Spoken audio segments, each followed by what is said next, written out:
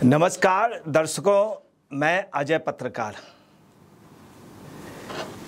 मैं बात कर रहा हूँ उस आईएएस की जिनके कमेंट्स आजकल सबसे ज़्यादा चर्चा में हैं, जिनको लेकर के काफ़ी जगह डिस्प्यूट हो रहा है। तमाम लोग उनके विचारों से असहमत हैं, उनका ज़बरदस्त विरोध भी हो रहा है और कई जगह उन पर मुकदमे हो रहे हैं, कई जगह लोग उग्र हो रहे हैं। सूर्य प्रकाश सिंह जी बहुत सीनियर आईएएस, उनके बारे में बता दें। पहले आईपीएस रहे, आईपीएस के बाद वो आईएएस बने, आईएफएस रहे और अपनी ज़िंदगी के वो 9 साल वो विदेशों में रहे। एलएलबी टॉपर थे, एमबीए टॉपर थे, एमफिल टॉपर थे, पीएचडी रहे, सीपीए रहे, एलआईएफए रहे और ट्राइबल आर्मी के प्रमुख रहे। तो तमाम विशेषताओं से वो रहे और हर 6 महीने में उनका ट्रांसफ़र होता रहा। अभी उन्होंने कुछ कमेंट्स किए हैं, जिस कमेंट्स को लेके पूरे देश में इंटरनेशनल लेवल पर उनकी आलोचना हो रही है। इनका भी कैडर एक इंटरनेशनल लेवल का है, चूँकि आईएफएस रहे हैं और इंटरनेशनल उस पर एक ये बहुत बड़ी पोस्ट में लगभग इलेक्ट होने जा रहे हैं। तब ऐसी पोजीशन में इतना बड़ा व्यक्ति इतनी छोटे लेवल की बात करें तो ये बहुत ही दुखद है। इन्होंने क्या कहा है कि बांग्लादेश में ईवीएम हट गई है और भारत बांग्लादेश से अब नकल कर रहा है कानून व्यवस्था में, वहाँ की आर्थिक स्थिति अच्छी हो रही, डेवलप हो रही और उनके सुधारों पे भारत अमल कर रहा है और अमल करना चाहिए। एक तो एसपी सिंह जी को इस तरह का सुझाव या आदेश नहीं देना चाहिए और ये सलाह उनका जो है ये अच्छा नहीं लगता है कि हिंदुस्तान में रह करके वो इस तरह है। क्या बांग्लादेश में जो बात कह रहे हैं वहाँ पे 8,000 करोड़ रुपया ईवीएम की रिपेयरिंग के लिए चाहिए। फिर पूरे उस पर चुनाव कराने के लिए, इसके पहले जब चुनाव हुए थे तो आधे उसमें हुए थे ईवीएम से, आधे से उसमें। पूरे सिस्टम के लिए कई हजार करोड़ रुपए, लगभग 30,000 करोड़ रुपए का खर्च आएगा ईवीएम के लिए। ईवीएम नहीं आएंगे, ईवीएम मेंटेनेंस में लगभग 8,000 करोड़ है, जिसमें लगभग 2,500 करोड़ रुपया तुरंत चाहिए, 1,250 करोड़ रुपया तो उनके सिंपली वॉशिंग और उसमें एक प्रकार से बहुत लाइट रिपेयरिंग के लिए। तो इतना बड़ा अमाउंट वो खर्च नहीं कर सकते थे, चूँकि उनके पास मैन पावर है, सस्ती मैन पावर है, उनके पास कर्मचारी हैं, कर्मचारियों को कोई उतना भत्ता नहीं जितना भारत में एक्स्ट्रा भत्ता दिया जाता है। एक्स्ट्रा वो वहाँ पे बांग्लादेश में ऐसा कुछ भी नहीं। तो उन्होंने, वहाँ के इलेक्शन कमीशन ने तय किया कि नहीं, ऐसी परिस्थिति में हम नई मशीनें नहीं खरीद पाएंगे, मगर उस चीज़ को बड़ा तोड़ मरोड़ के दिया है। तो एसपी सिंह जी ने जो दिया है उसका हर जगह विरोध हुआ। इसके पहले मुझे याद है कानपुर में भी उन्होंने एक टॉक दी थी अतुल कुशवाहा की, जो हमारा परिचित भी था। अतुल कुशवाहा मेरे जनपद का रहने वाला था। तो उस पर भी 2 लोगों की टॉक दी बड़ी वैसी, उसमें भी उनके खिलाफ एफआईआर हुई। तो इतने सीनियर आईएएस आईपीएस के ऊपर जब एफआईआर की बात आई तो डीएम और वहाँ पर लोग बड़ा ताजुब मान गए कि इतने सीनियर आईएएस ने इतने छोटे लेवल का। कई जगह सूर्य प्रताप सिंह जी का इसी तरह का रहा। उनकी पोस्ट और पद के हिसाब से गरिमा नहीं देती है एक इंटरनेशनल लेवल के वो। इनको ये सोचना चाहिए कि भारत की कितनी बड़ी पॉपुलेशन है, दुनिया का सबसे बड़ा लोकतंत्र है। 1 सेकंड में यहाँ पर 1 बच्चा पैदा होता है, 1 मिनट में 60 बच्चे होते हैं और 1 घंटे में 3,600 बच्चे भारत में पैदा हो जाते हैं और 1 दिन में 86,400 और 1 साल में 3 करोड़ 15 लाख करोड़ बच्चे पैदा हो जाते हैं।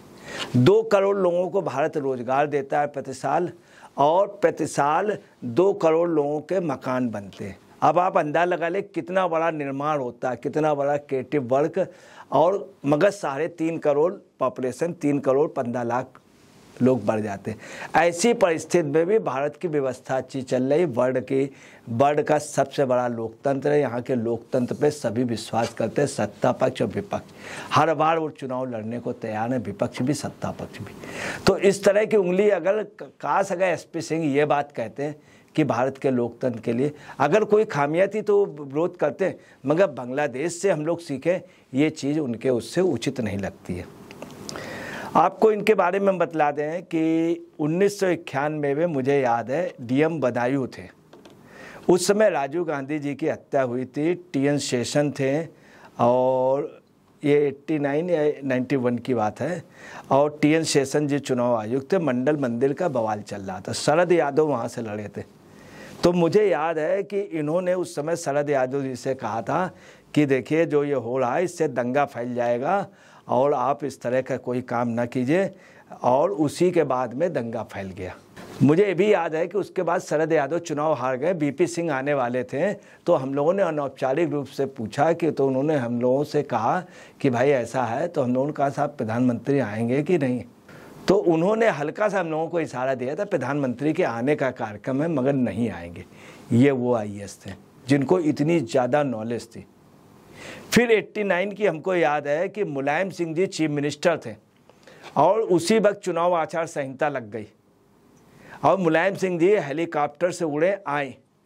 अब वहाँ पे हेलीपैड में उतरने को हुए, ये एसपी सिंह का था, एसपी सिंह ने उतरने नहीं दिया था। 25-30 मिनट तक पायलट ने हड़का के बात की और हर एक का जवाब उन्होंने एसपी सिंह ने बड़ी बोल्डली दिया और उस हेलीकॉप्टर को नहीं उतरने दिया।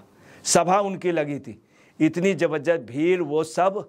उसके बाद मुलायम सिंह जी मुरादाबाद में उतरे, मुरादाबाद से वो कार से वहाँ पर आए और जब रैली की संबोधित, तो उसके बाद जब जाने लगे तो यही एसपी सिंह जी थे। मुझे वो सीन याद है, इन्होंने हम लोगों के सामने कहा था कि ये भोजन कर लीजिए, आपके भोजन की व्यवस्था है।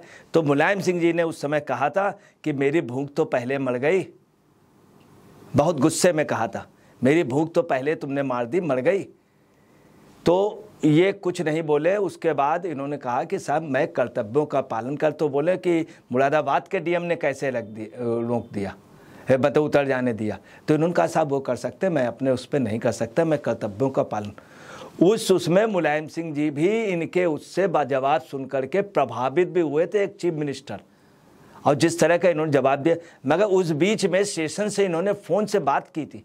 हम लोगों ने पूछा क्या सेशन से बात हुई, तो वो बुरा नहीं माने, उन्होंने कह दिया। ये वो आईएएस वो आईएफएस थे जिनको लोग याद करते थे।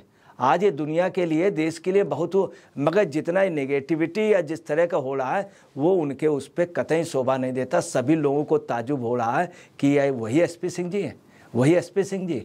अगर ऐसे ना होते तो बदायूं से हारने के बाद शरद यादव इनके पास आए थे, मुझे याद है शरद यादव आए थे और शरद यादव ने इनसे मिले थे।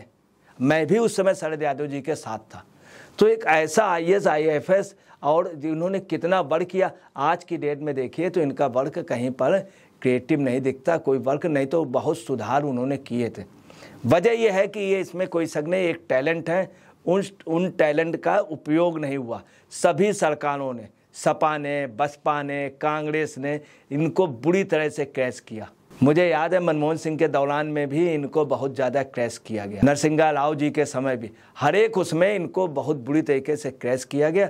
आज यही वजह है कि एक प्रतिभा जो है वो वास्तव में कुंठित हुई है। और अब जो उनके बयानात हैं उसमें भी आप देखिए कहीं ना कहीं कुछ ना कुछ वो है। 34 साल की नौकरी में 25 साल में 54 ट्रांसफ़र आपके हुए, 6 महीने से ज़्यादा कहीं रुके नहीं, और हर जगह दंगा कंट्रोल किया। ताजुब ये देखिए, हर जगह दंगा कंट्रोल किया। मगर अभी जो उनका बयान है उसकी सर्वत्र निंदा हो रही है। मीडिया जगत जो उनको शायद सबसे ज़्यादा मानता था, आज की डेट में मीडिया जगत से भी वो उनको हर एक उसमें बुलाया जाता था डिबेट में, मगर कई जगह उन्होंने डिबेट का ये हिस्सा कर दिया कि आप पूछे नहीं। मगर जितना ज़बरदस्त जवाब उन्होंने महाराष्ट्र के उद्धव ठाकरे को दिया था, तो उद्धव ठाकरे भी उस जवाब से बिलबिला गए थे। कई बार जहाँ जहाँ लोकतंत्र की हत्या हुई इन्होंने वास्तव में बहुत अच्छा बोला था। जो आदमी डायरेक्ट मुख्यमंत्रियों से भिड़ सकता हो, डायरेक्ट वो कर सकता, उनकी एक गरिमा थी। और आज वो बहुत छोटे छोटे पॉइंट्स में बांग्लादेश को एक एग्जाम्पल, बांग्लादेश को हमसे अच्छा बतला रहे हैं। अभी जो इंटरनेशनल लेवल पे भारत की जो सफलताएं मिलती हैं उसमें इस IFS की सबसे अधिक एडवाइस आनी चाहिए। आज भारत ने 3 जगह सफलता पाई है। ड्रग कंट्रोल्स में, उसमें नारकोटिक्स में इंडिया जो है वो इंटरनेशनल UN का सदस्य बन गया। पूरे दुनिया में दवाई लॉबी काम कर रही, वहाँ ये भारत सदस्य बन गया। और दूसरा उसमें बन गया HIV में, तीसरा UN के उस पर बन गया स्टैटिक्स में। इस पे अगर इनकी बधाई आती, इस पे कमेंट्स आते क्यों ना निगेटिव होते, तमाम चीज़ें ऐसी हैं।